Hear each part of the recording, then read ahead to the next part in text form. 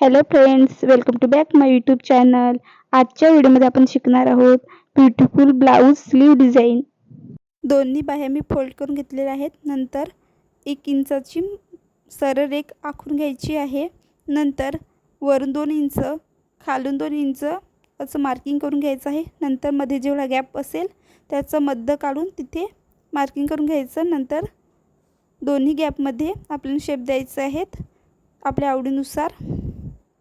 आणि दोन्ही गॅप शेपच्या मध्ये 1 इंचाचा किंवा अर्धा इंचाचा गॅप ठेवायचा, तिथे आपण शिलाई घेऊ.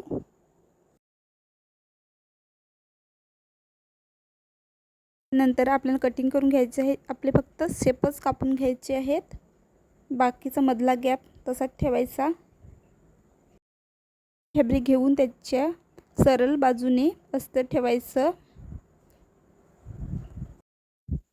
शिलाई मारताना पाव इंचाचा अंतर घेऊन शेपच्या साईडने शिलाई मारायची आहे, व्हिडिओत दाखवल्याप्रमाणे.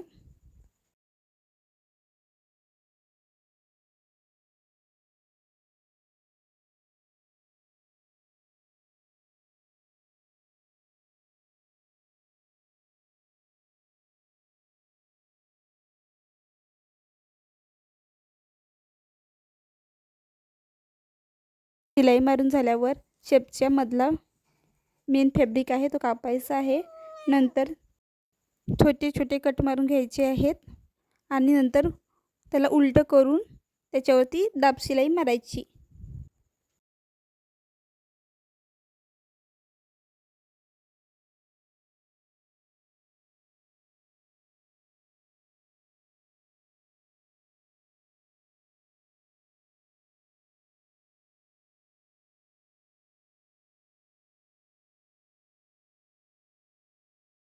ती अर्धा इंच आतमध्ये फोल्ड करून त्याच्यावर शिलाई मारायची, किंवा आपण डायरेक्ट अस्तरच्या साईडने अर्धा इंच फोल्ड करून त्याच्यावर शिलाई मारू शकतो. बाहीला अस्तरच्या मापातच साईडने शिलाई मारायची आहे आणि जेवढा मेन फॅब्रिकचा एक्स्ट्रा भाग आहे तो कापून घ्यायचा.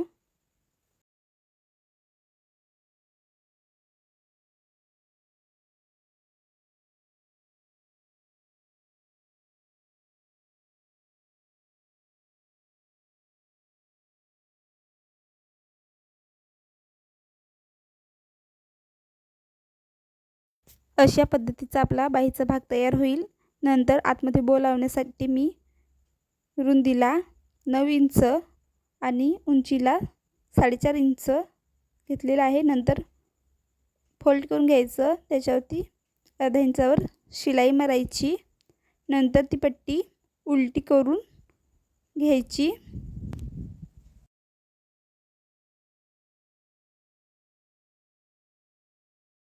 पट्टी दुमडून त्याचे 2 भाग तयार करायचे.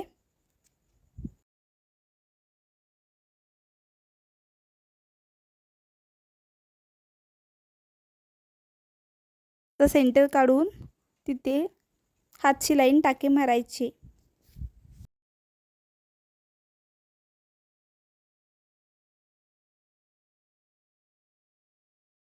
व्हिडिओ दाखवते त्याप्रमाणे बो तयार करून घ्यायचा.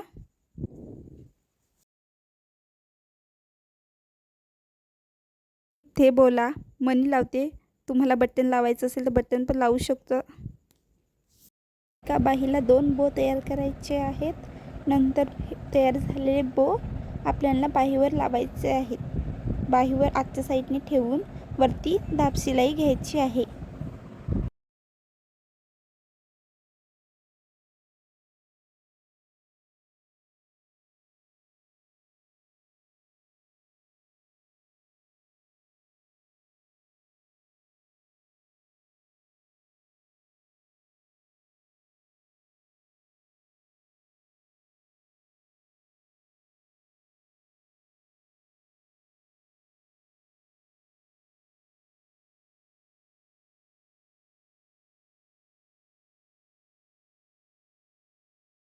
लावून झाल्यावरती मधला गॅप आहे तिथे मी मोठा मणी लावून घेते. इथे आपण बटन पण लावू शकतो.